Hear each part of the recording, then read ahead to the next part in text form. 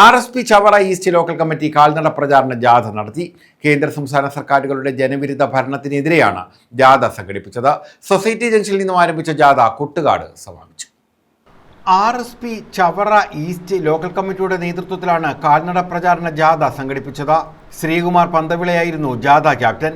Dinesh M Devagiri vice ക്യാപ്റ്റനും മുഹമ്മദ് സഫറുള്ള ഖാൻ ജാഥ മാനേജരും Roshni U ജാഥ കോർഡിനേറ്ററുമായിരുന്നു.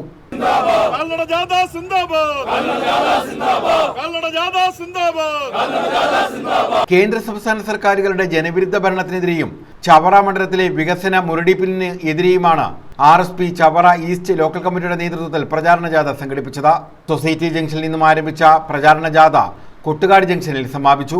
സൊസൈറ്റി ജംഗ്ഷനിൽ ജാഥയുടെ ഉദ്ഘാടനം RSP സംസ്ഥാന കമ്മിറ്റി അംഗം അഡ്വക്കേറ്റ് CP സുധീഷ് കുമാർ നിർവഹിച്ചു. ഈ നാട്ടിൽ പുതിയ വികസന പരിപ്രേക്ഷ്യങ്ങൾ ഉണ്ടാകുന്നില്ല, വികസന കാഴ്ചപ്പാടുണ്ടാകുന്നില്ല.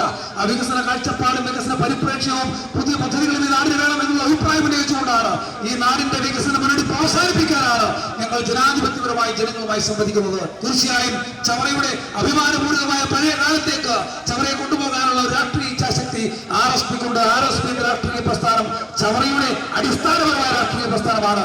RSP എന്ന ഈ പ്രസ്ഥാനത്തിന്റെ സന്ദേശമെത്താത്ത ഏതെങ്കിലും ഒരു വീട് ഈ ചവറയിലുണ്ടോ? RSPയുടെ സമരനേതാക്കന്മാരുടെ കാലച്ച കേൾക്കാത്ത ഏതെങ്കിലും ഒരു വീട് ഈ ചവറയിലുണ്ടോ?